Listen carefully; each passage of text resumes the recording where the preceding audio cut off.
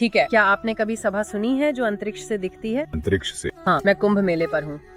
यह हिंदू तीर्थ यात्रा लाखों नहीं, वास्तव में अरबों लोगों को लाती है सभी पवित्र नदियों में स्नान करने के लिए। वाह, अरबों, ये अद्भुत है। सच में, और जो जानकारी आपने इसके बारे में निकाली है वह बिल्कुल आकर्षक है। हम इसके सभी पहलुओं चर्चा करने जा रहे हैं, इतिहास, मिथक, यहाँ तक कि आर्थिक पहलू भी। कुंभ मेले के बारे में जो आकर्षित करती है वह यह है कि यह अनुष्ठान स्नान से अधिक है। सही है, यह इस गहराई से जुड़ा हुआ है। हिंदू विश्वास यह यात्रा देवताओं और दानवों के समय में वापस जाने की है। यह कुछ ऐसा खोजने की है, आप जानते हैं, जो हमारी सामान्य जिंदगी से परे है। मैं पूरी तरह समझता हूँ। देवताओं और दानवों पर आपने कुंभ मेले के लिए 2 उत्पत्ति कथाएं पाई हैं। बिल्कुल सही। पहली कहानी में एक पौराणिक पक्षी जीव है गरुड़। वह अपनी माँ के लिए अमृता का रस पाने के लिए दौड़ रहा है, और इस अमृत की कुछ बूंदें वे ठीक उसी जगह गिरी जहाँ आज कुंभ मेला आयोजित होता है। और यह दिलचस्प है कि यह कहानी अमृत के इस सुपर शक्तिशाली खोजे जाने वाले चीज के पूरे विचार को कैसे स्थापित करती है। ये जैसे कुंभ मेले के मूल में है। फिर आपके पास महासागर के महाकाव्य मंथन से दूसरी कहानी है। ओ हाँ, देवताओं और दानवों के साथ। हाँ, देवता और दानव एक साथ काम कर रहे हैं। बेतरतीब। क्या आप देवताओं और दानवों को एक ही टीम में सोच सकते हैं? तो क्या हुआ? तो वे इस पहाड़ का इस्तेमाल मंथन की छड़ी की तरह करते हैं। ठीक है। और एक विशाल नाग को इस ब्रह्मांडीय महासागर को मंथन करने के लिए रस्सी के रूप में। ये पूरी प्रक्रिया 14 रत्नों या खजानों का निर्माण करती है। 14 खजाने? हाँ, और उनमें से एक ये पागल करने वाला जबरदस्त झर है जिसे हलाहल कहते हैं। और शिव सबको बचाने के लिए झर पीता है, गले को नीला कर देता है। ये तो बहुत कठोर है। हाँ, इसी वजह से उन्हें नीलकंठ नाम मिला। गंभीर। ठीक है, लेकिन अमृत इसमें कैसे फिट होता है? तो उनके पास अमृत के लिए यह विशाल लड़ाई होती है, 12 दिन लंबी, जो पौराणिक समय में लगभग 12 मानव वर्षों के बराबर होती है। और लड़ाई के दौरान कुछ बूंदें उन कुंभ मेला स्थानों पर गिर जाती हैं। तो ये ऐसा है कि मिथक इन वास्तविक घटनाओं में अर्थ की परतें जोड़ रहे हैं। बिल्कुल। काफी चौंकाने वाली बात है। और आप जानते हैं, संबंधों की बात करते हुए आपने प्रयागराज में इस त्रिवेणी संगम का जिक्र किया जहाँ कुंभ मेला होता है। हाँ। 3 नदियों का यह संगम, गंगा, यमुना और सरस्वती। सही है। लेकिन केवल गंगा और यमुना ही वास्तव में दिखाई देती है। सरस्वती का क्या हुआ? अब यही सवाल है। सदियों से यह एक असली सिरदर्द है। क्या यह एक असली नदी थी जो बस सूख गई? आप जानते हैं, पृथ्वी में बदलाव के कारण हजारों साल पहले। बिल्कुल। या यह एक रहस्यमय भूमिगत नदी है? यह दिलचस्प है। ये सच है। और आपकी रिसर्च में हाल ही में एक खोज भी हुई जो कि जैसलमेर, राजस्थान में एक विशाल जल स्रोत है। और कुछ लोग सोचते हैं कि यह सरस्वती से जुड़ा हो सकता है। निश्चित रूप से एक बहुत ही दिलचस्प रहस्य है, खासकर जानकारी से नदियां भूकंप और अन्य कारणों से अपना रास्ता बदलती हैं। हाँ, और फिर आपके पास त्रिशतवती नदी है जो यमुना के साथ मिलकर अब जो जावनी संगम बनाती है। ये पागलपन है कि समय के साथ ये परिदृश्य कितने बदल गए हैं। बिल्कुल, ये दिलचस्प है। हमारे पास ऋग्वेद में अनुष्ठान स्नान का जिक्र है जो हिंदू धर्म के सबसे पुराने ग्रंथों में है। ओ हाँ, ऋग्वेद। लेकिन 14वीं सदी तक कुंभ मेला का कोई विशेष उल्लेख नहीं है। सही है। आपको नहीं लगता कि इतनी बड़ी चीज का पहले उल्लेख होना चाहिए था? उस गैप बारे में क्या है? खैर, सोचिए, हम इतिहास को कैसे दर्ज करते हैं, ये हमेशा बदलता रहता है। हमारे पास 7वीं सदी के इस चीनी यात्री स्वानजांग के द्वारा एक बड़ा धार्मिक आयोजन प्रयागराज में होने का वर्णन है। और यह समय कुंभ मेला के साथ बिल्कुल मेल खाता है। ओह, ये सच है। और फिर आदि शंकराचार्य, हिंदू दार्शनिक के बारे में वह विचार है। वह 9वीं सदी में कुंभ मेला औपचारिक रूप दे सकता है, हिंदू धर्म एकजुट किया जा सके। बिल्कुल। जब आप सोचते हैं कि उसने हिंदू प्रथाओं को पुनर्जीवित करने के लिए कितना काम किया, तो समझ में आता। और फिर आपके पास तुलसीदास हैं, जिन्होंने 16वीं सदी में उस महाकाव्य रामचरितमानस को लिखा। वह प्रयागराज में इस बड़े वार्षिक मेले का उल्लेख करता है। तो यह और सबूत है कि कुंभ मेला लंबे समय से चल रहा है। ठीक है, तो टुकड़े एक साथ आ रहे हैं, लेकिन अब चलिए अच्छे हिस्से पे चलते हैं। अच्छा हिस्सा, खगोलीय संबंध। आपका शोध कहता है कि विशेष ग्रहों की स्थिति यह निर्धारित करती है कि कब और कहां प्रत्येक कुंभ मेला होता है। ये सब इस 12 साल के ब्रह्मांडीय ऊर्जा चक्र पर निर्भर करता है। यह बृहस्पति की सूर्य की कक्षा से मेल खाता है। ठीक है। प्रत्येक कुंभ मेला का सटीक समय इस पर निर्भर करता है कि बृहस्पति और सूर्य किस राशि में हैं। ये एक जटिल ज्योतिषीय गणना है। ये पीढ़ियों से आगे बढ़ाया गया है। तो ये कैलेंडर पर एक यादृच्छिक तारीख नहीं है, ये इस ब्रह्मांडीय ऊर्जा का उपयोग करने का है। बिल्कुल। और शक्तिशाली बलों की बात करते हुए आपका शोध इन नाग साधुओं का उल्लेख करता है। नाग साधु, हाँ। वे कुंभ मेले का एक बड़ा हिस्सा है।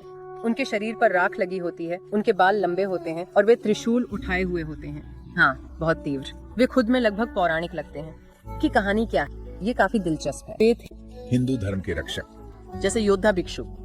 हाँ, खासकर उन मुगल आक्रमणों के दौरान। जो दिलचस्प है वह है उनकी दीक्षा प्रक्रिया। ये बहुत कड़ी है, सभी संपत्तियों का त्याग करना। वाह, भगवान शिव के प्रति पूर्ण समर्पण। ये तो सच में गंभीर समर्पण है। आपकी सामग्री में भी कहा गया है कि उन्हें उनके दीक्षा स्थान के आधार पर अलग अलग नाम मिलते हैं। जैसे उज्जैन के लोग कुनी नागा कहलाते हैं। ये किस बारे में है? यह दिखाता है कि नागा साधुओं के समूहों के बीच सूक्ष्म भिन्नताएं हैं, जो सभी हिंदू तपस्वी परंपराओं की विविधता को दर्शाती हैं। अद्भुत है, उन्होंने उन परंपराओं को लंबे समय तक बनाए रखा है। ठीक है, तो इसे सोचिए। संगम पर लाखों लोग सुबह से पहले इकट्ठा हुए, अनुष्ठानिक स्नान के लिए तैयार। लेकिन रुकिए, इसमें एक क्रम है। एक क्रम है ना? और अनुमान लगाओ पहले कौन जाता है? कौन? नागासाइट्स। हाँ, ये शाही स्नान का क्रम दिखाता है कि उन्हें कितना सम्मान मिलता है। लेकिन ये हमेशा शांतिपूर्ण नहीं था, है ना? आपके शोध में उल्लेख है कि इस परंपरा तक पहुंचने के लिए कुछ गंभीर संघर्ष हुए। शक्ति संघर्ष, टकराव, खासकर विभिन्न साधु समूहों के बीच। ओ हाँ, बिल्कुल। यह हमेशा आसान नहीं था। ये ऐसा है, उन संघर्षों में समाज की समग्र शक्ति गतिशीलता का प्रतिबिंब होता है। यहाँ तक कि आध्यात्मिक सभा में भी एक पदानुक्रम होता है। बिल्कुल, और यह हमें याद दिलाता है कि एक साझा विश्वास के भीतर भी आपके पास विभिन्न व्याख्याएं हो सकती हैं, यहाँ तक कि विरोधी हित भी। सही। ठीक है, चलो बदलाव करते हैं। ठीक है। मैं इस प्राचीन अंजीर के पेड़ अक्षयवट के बारे में बात करना चाहता हूँ। अक्षयवट। आपके शोध में उल्लेख है कि इसने ब्रह्मांड के निर्माण और विनाश को देखा है। ये एक काफी साहसी दावा है। ये जीवित रहने वाला माना जाता है। अक्षयवट का असल में मतलब है अविनाशी अंजीर का पेड़। ओह वाह। किंवदंती कहती है कि सीता, भगवान राम की पत्नी, ने इसे आशीर्वाद दिया था कि यह प्रलय के समय भी जीवित रह सके। और आपके स्रोत कहते हैं कि यह प्रयागराज के अकबर के किले के अंदर स्थित है। तो आपके पास इस प्राचीन पेड़ के चारों ओर सभी मिथकों के साथ इस ऐतिहासिक किले के बीच में है।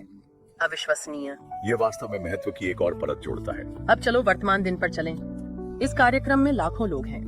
इस तरह की विशाल चीज का आर्थिक प्रभाव क्या है? ये बहुत बड़ा है और ये केवल बढ़ता ही जा रहा है। बातें दे, कुंभ मेला के कारण अर्थव्यवस्था में अरबों रुपए डाले गए हैं।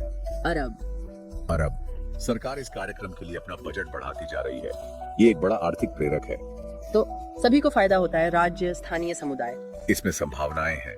सभी बुनियादी ढांचे, परिवहन, भोजन, आवास, धार्मिक सामान, हस्तशिल्प के साथ यह पूरा आर्थिक तंत्र बनाता है। जैसे ये पॉपअप मेगा सिटी। सभी आर्थिक गतिविधियों जिसकी आप उम्मीद करेंगे। और फिर आप कुंभ मेले में आने वाले विदेशी पर्यटकों की बढ़ती संख्या को ध्यान में रखते हैं।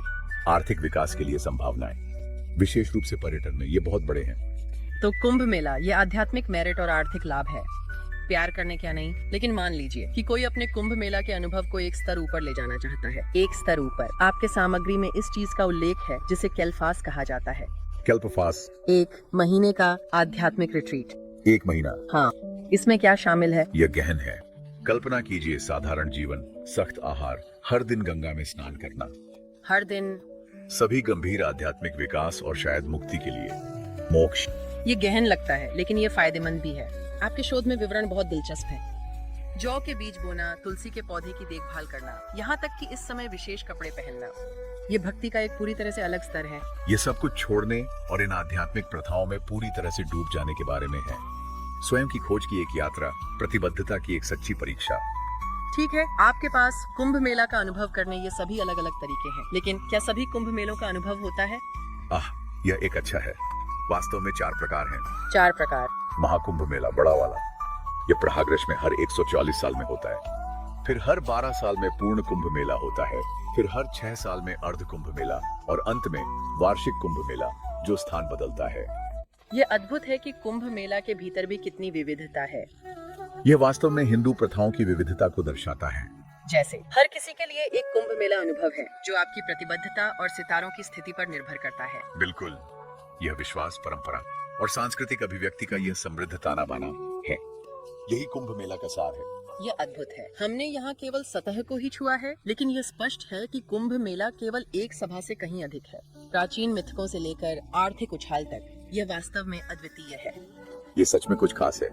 हमारे कुंभ मेला की गहराई में वापस स्वागत है। ये अद्भुत है कि हम इस चीज के बारे में कितना सीख चुके हैं। मुझे पता है ना? और जैसे जैसे हम इस सामग्री के माध्यम से आगे बढ़ते हैं, आप अधिक से अधिक समझते हैं कि कुंभ मेला केवल अतीत में नहीं फंसा है, ये बदल रहा है, ये विकसित हो रहा है, ये दिखा रहा है कि समाज खुद कैसे बदलता है। बिल्कुल। और आपको याद है शाही बीडिंग ऑर्डर की बात की थी, नागा पक्ष स्नान करने के लिए कौन जाता है, लेकिन आपकी रिसर्च ने पूरे मामले के चारों ओर तीव्र संघर्षों का जिक्र किया। हाँ, उस वीआईपी ट्रीटमेंट को पाना हमेशा शांतिपूर्ण नहीं था। हम किस तरह के संघर्षों की बात कर रहे हैं? मुख्यतः शक्ति संघर्ष, टकराव, विशेष रूप से बीच में। मेरा मतलब है वे अलग अलग अकातास, साधु समूह। अकातास है ना? ये उनके लिए केवल आध्यात्मिक शुद्धिकरण था, ये पदानुक्रम के बारे में था, जानते किसके पास शीर्ष स्थान है। तो इस आध्यात्मिक सेटिंग में भी शक्ति और मान्यता के लिए यह लड़ाई चल रही है। बिल्कुल, ये जैसे समाज का एक सूक्ष्म जगत है जो गंगा के किनारे वहीं पर खेल रहा है। और याद रखें, नाग साधुओं का एक योद्धा अतीत है ना? तो उनके पास यह स्वचालित सम्मान और अधिकार था। ओ हाँ, बिल्कुल। लेकिन अन्य अकातास, जैसे कि जो वैष्णववाद का पालन करते हैं, वे हमेशा बस पीछे खड़े रहने के लिए संतुष्ट नहीं थे। हम उनकी उचित मान्यता चाहते थे। आपने 1760 में इस बहुत ही हिंसक टकराव का जिक्र किया। अलग अलग साधु समूह स्नान के आदेश को लेकर लड़ रहे थे। हाँ, बहुत बुरा। यह अजीब है कि कुमेला जैसी आध्यात्मिक चीज राजनीति और इन शक्ति संघर्षों से कैसे जुड़ी हुई है। वह 1760 की घटना एक मोड़ थी। चीजें बेतरतीब हो गईं, ब्रिटिशों को हस्तक्षेप करना पड़ा। ब्रिटिश? हाँ, उन्होंने इस अधिक संरचित स्नान आदेश को बनाया ताकि फिर से हिंसा न हो। तो ये दिखाता है कि धर्म और समाज कितने गहरे जुड़े हुए हैं। एक ऐसी जगह जो आध्यात्मिक एकता के लिए बनाई गई है, आप उन मानव शक्ति संघर्षों को उभरते हुए देख सकते हैं। एक रास्ता है। ठीक है, चलो एक पल के लिए नाग साधुओं पर वापस चलते हैं। हम जानते हैं कि वे हिंदू धर्म की रक्षा में महत्वपूर्ण थे, लेकिन कुमेला में उनकी भूमिका कैसे बदली है? ये एक दिलचस्प विकास रहा है। वे अभी भी इस घटना में रहस्य और दृश्यता का एहसास लाते हैं, जैसे वे इस प्राचीन कच्चे प्रकार की आध्यात्मिकता का प्रतीक हैं। वे कुमेला के अधिक आधुनिक संगठित हिस्सों के लिए एक स्पष्ट विपरीत हैं। यह है वे सीधा अतीत से जुड़ाव। हाँ, एक दृश्य अनुस्मारक। हाँ, कि कुमेला कहाँ से आया, पर उनकी भूमिका अधिक प्रतीकात्मक है। अब सही है, वे अभी भी स्नान आदेश में शीर्ष स्थान पर रहते हैं, लेकिन कुंभ मेला वास्तव में कैसे चलाया जाता है, इस पर उनका उतना प्रभाव नहीं है ना? सरकार, प्रशासनिक लोग, उन्होंने एक बहुत बड़ा भूमिका निभाई है। तो आपके पास ये प्राचीन परंपराएं आधुनिक संरचनाओं के साथ साथ मौजूद हैं। ये बहुत अच्छा है कि कैसे विश्वास और सांस्कृतिक प्रथाएं इतनी मजबूत हो सकती हैं। बिल्कुल, यह दिखाता है कि परंपरा और आधुनिकता कैसे सह अस्तित्व में रह सकती है, संतुलन पा सकती है कुंभ मेला जैसी पुरानी और भव्य आयोजन में। चलो विषय बदलते हैं। आपका शोध वास्तव में कुंभ मेला के आर्थिक पहलू पर जोर देता है। आपने पहले उन आंकड़ों का जिक्र किया, अरबों रुपए। हाँ। ये घटना एक गंभीर आर्थिक इंजन बन गई है। बड़ा। ये लगभग एक पॉपअप मेगासिटी की तरह है। आपके पास तीर्थयात्री हैं, पर्यटक हैं, सभी उद्यमी और व्यवसाय, स्थानीय और अंतर्राष्ट्रीय दोनों। कहने शानदार तरीका। सोचिए, सभी बुनियादी ढांचे, परिवहन, भोजन और आवास, धार्मिक चीजें, हस्तशिल्प के बारे में। सही। यह एक विशाल आर्थिक प्रणाली है, लेकिन यह अस्थायी है और यह लोगों को लाभ पहुंचाता है। और सरकार के बुनियादी ढांचे, लॉजिस्टिक्स में इतनी अधिक निवेश करने के साथ ऐसा लगता है कि कुमेला की आर्थिक संभावनाएं बस बढ़ती ही जाएंगी। इसमें शक नहीं। यह एक प्रमुख उदाहरण है कि कैसे सांस्कृतिक कार्यक्रम बड़े आर्थिक प्रेरक बन सकते हैं, खासकर पर्यटन के लिए। पर्यटन की बात करें तो आपके शोध में कुमेला आने वाले विदेशी पर्यटकों में इस बड़े उछाल का जिक्र किया गया। आपके हिसाब से इसका कारण क्या है? अच्छा सवाल। लगता है कि वैश्वीकरण एक भूमिका निभाता है। इसके अलावा कुंभ मेला को जो मीडिया का ध्यान मिल रहा है, मीडिया है ना, लोग इसकी विशालता की ओर आकर्षित होते हैं। प्राचीन अनुष्ठान जो आध्यात्मिकता और नाटकीयता का एक अनोखा मिश्रण है। अब ये सिर्फ धार्मिक तीर्थयात्री नहीं है, लोग उस अनोखे सांस्कृतिक अनुभव की तलाश कर रहे हैं। बिल्कुल, कुछ असाधारण। और जैसे जैसे भारत एक वैश्विक खिलाड़ी बनता जा रहा है, मुझे लगता है कि कुंभ मेला जैसे कार्यक्रमों में रुचि बस बढ़ती ही जाएगी। ये भारतीय संस्कृति की सभी समृद्धि और विविधता का एक मौका है। और यह दिलचस्प है कि कैसे कुछ ऐसा जो इतनी पुरानी परंपराओं में निहित है, वह दुनिया की कल्पना को पकड़ सकता है। यह साझा मानव जिज्ञासा की बात करता है, वह संबंध और अर्थ की खोज जो किसी भी संस्कृति से परे जाती है। बिल्कुल, और मुझे लगता है हम कुमेला की इस गहरी चर्चा के इस हिस्से के अंत तक पहुंच गए हैं। वाह, जब आप मजे कर रहे तो समय कैसे उड़ जाता है। हम उन पौराणिक शुरुआतों से निकलकर स्नान के क्रम, आर्थिक प्रभाव और इन सभी आधुनिक चुनौतियों के बारे में बात कर रहे हैं। ये काफी यात्रा रही है। हाँ, और जैसे ही हम अपनी खोज के अंतिम हिस्से में प्रवेश करते हैं, हम कुमेला के सामने आने वाले कुछ नए विकास और चुनौतियों पर नजर डालने वाले हैं। जैसे तो आप इन विशाल भीड़ का प्रबंधन कैसे करते हैं? आप पर्यावरणीय चिंताओं समाधान कैसे करते हैं? और आप इस घटना की आध्यात्मिक सार को कैसे बनाए रखते हैं, एक ऐसी दुनिया में जो इतनी तेजी से बदल रही है? अभी भी बहुत कुछ खोजने के लिए बाकी है। कुंभ मेला की गहरी चर्चा में आपका फिर से स्वागत है। ये अद्भुत है कि हम कितना कुछ सीख चुके हैं। मुझे पता है ना? ये झकझोर वाला है। प्राचीन मिथकों से लेकर ग्रहों के संरेखण, उन योद्धा तपस्वियों और इसके चारों ओर के विशाल आर्थिक उछाल तक। ये अद्भुत है। लेकिन हम अंतिम चर्चा में आते हैं। कुंभ मेला 21वीं सदी की चुनौतियों से कैसे निपटता है? ये सिर्फ प्राचीन परंपरा नहीं है। कुंभ मेला आधुनिकता को समझने, संतुलन खोजने और एक वैश्विक दर्शक की जरूरतों को पूरा करने के बारे में है। बिल्कुल। और सबसे बड़ी चुनौतियों में से एक तो ये विशाल भीड़ ही है। बिल्कुल। सामग्री में उल्लेख किया गया है कि 2025 महाकुंभ मेला में लगभग 40 करोड़ लोग आने की उम्मीद है। 40 करोड़, ये भारत की जनसंख्या का लगभग 1/3 है। आप इतनी बड़ी संख्या में लोगों का प्रबंधन शुरू करते हैं, ये बड़े पैमाने पर लॉजिस्टिकल पहेली है। हाँ। आपके स्रोतों ने इस विशाल बजट के बारे में बात की जो सरकार ने तैयार किया है, जिसमें बुनियादी ढांचे, भीड़ प्रबंधन प्रणालियों और सार्वजनिक सुरक्षा पर जोर दिया गया है।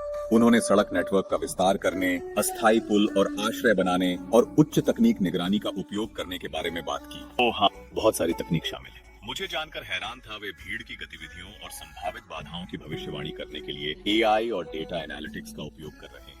यह दिलचस्प है कि कैसे तकनीक का उपयोग किया जा रहा है ताकि इतना बड़ा कार्यक्रम सुचारू रूप से चले। यह एक पहेली है, हमेशा निगरानी करना और समायोजन करना। ये सिर्फ लोगों को इधर उधर ले जाने के बारे में नहीं, यह सभी को सुरक्षित और संरक्षित रखने के बारे में है। बिल्कुल, सुरक्षा सर्वोपरि है। इतनी बड़ी भीड़ में व्यवस्था बनाए रखना, खासकर विभिन्न अकादमियों और संघर्ष की संभावनाओं के साथ, निश्चित रूप से एक शीर्ष प्राथमिकता होनी चाहिए। बिल्कुल। और आपके शोध में आपने एक और चुनौती को उजागर किया जो पर्यावरण पर प्रभाव है। एक बड़ा मुद्दा है। लाखों लोगों का एक ही क्षेत्र में एकत्रित होना। वे विशेष रूप से पवित्र नदियों पर प्रभाव को कम करने के लिए क्या कर रहे हैं, यह बहुत महत्वपूर्ण है। ऐसा लगता है कि सतत प्रथाओं की आवश्यकता के प्रति जागरूकता बढ़ रही है। बिल्कुल। आपके शोध में कुंभ मेला आयोजक कार्रवाई कर रहे हैं, पर्यावरणीय सामग्री को बढ़ावा दे रहे हैं, अपशिष्ट प्रबंधन प्रणालियों को लागू कर रहे हैं और सार्वजनिक जागरूकता अभियान चला रहे हैं। यह सब प्रदूषण को कम करने और नदियों की पवित्रता को बनाए रखने के बारे में है। ये सुनकर अच्छा लगा। मैं वास्तव में उन पहलों में रुचि रखता था जो वे बढ़ावा दे रहे हैं, जैसे कि बायोडिग्रेडेबल कटलरी और पैकेजिंग और स्वच्छता सुविधाओं और जल उपचार संयंत्रों का निर्माण। नदियां कुंभ मेला के दिल में हैं, इसलिए उनकी सुरक्षा बहुत महत्वपूर्ण है। ये एक मुश्किल संतुलन है ना? एक विशाल भीड़ की जरूरतों को पूरा करते हुए पर्यावरण का सम्मान करना और इन परंपराओं को भविष्य के लिए संरक्षित रखना, ये सच में है। यह एक संयुक्त प्रयास की आवश्यकता होगी, सरकार, धार्मिक नेताओं और लोगों को यह सुनिश्चित करने के लिए कि कुंभ मेला सतत और अर्थपूर्ण बना रहे। हमने इन आधुनिक चुनौतियों के बारे में बात की, लेकिन इस सभी तकनीक और लॉजिस्टिक्स के साथ क्या कुंभ मेला अभी भी अपनी आध्यात्मिक सार को बनाए रखे हुए है? ये एक उचित सवाल है। ये कल्पना करना आसान है कि मूल उद्देश्य कैसे खो सकता है भीड़ और वाणिज्यीकरण के साथ। वास्तव में वाणिज्यिक पक्ष और आध्यात्मिक मूल के बीच तनाव है, लेकिन आपके शोध ने पवित्र परंपराओं को बनाए रखने के कुछ प्रयासों की ओर इशारा किया, जैसे कि धार्मिक नेताओं की भूमिका तीर्थयात्रियों को मार्गदर्शन देने में, यह सुनिश्चित करना कि उन अनुष्ठानों को प्रामाणिकता और श्रद्धा के साथ किया जाए, और कालफास का महत्व व 1 महीने का ध्यान। ये लोगों के लिए दिव्य से जुड़ने का एक तरीका है, यहाँ तक कि अराजकता के बीच भी। ये एक ध्यान के भीतर ध्यान की तरह है। हाँ। शांत चिंतन और आध्यात्मिक अभ्यास के लिए एक स्थान। यह सच है। यह अद्भुत है कि कुमेला विशाल भीड़ और उन लोगों की जरूरतों को पूरा कर सकता है जो एक अधिक अंतरंग व्यक्तिगत अनुभव चाहते हैं। मानव अनुभव का एक सच्चा प्रतिबिंब, उन सभी विभिन्न जरूरतों, प्रेरणाओं और आकांक्षाओं को पूरा करना। वाह, ये एक अद्भुत यात्रा रही है। हमने एक लंबा सफर तय किया है, उन प्राचीन मूल्यों की खोज से लेकर सांस्कृतिक प्रभाव, आर्थिक उछाल और आधुनिक दुनिया में इसके सामने आने वाली सभी चुनौतियों को समझने तक। ये वास्तव में एक अद्भुत यात्रा रही है, और इसके दौरान हमने देखा है कि यह प्राचीन तीर्थ यात्रा कैसे लगातार प्रेरित करती रहती है, लाखों लोगों को उन पवित्र नदियों की ओर खींचती है। यह आकर्षक है। यह विश्वास, परंपरा और मानव संबंधों की एक दिलचस्प खोज रही है। मुझे लगता है कि मैं इससे जो सीख रहा हूँ वो इतनी तेजी से बदलती दुनिया में भी कुछ चीजें ऐसी हैं जो हमेशा के लिए स्थायी रहती हैं। मैं सहमत हूँ। ये आपको सोचने पर मजबूर करता है कि इससे पहले हाथ से अनुभव करना कैसा होगा, उस ऊर्जा को महसूस करना, उन लाखों लोगों को जो एक सामान्य उद्देश्य से जुड़े हुए हैं। बिल्कुल, ये कुछ ऐसा है जिस पर मैं लंबे समय तक विचार करता रहूंगा। खैर, कुंभ मेला की इस गहरी खोज में हमारे साथ जुड़ने के लिए धन्यवाद। हम आशा करते हैं कि आपने इसे हमारे साथ खोजने का आनंद लिया। अगली बार तक खोजते रहिए, सवाल पूछते रहिए और अपने चारों ओर की दुनिया में गहराई से उतरते रहिए।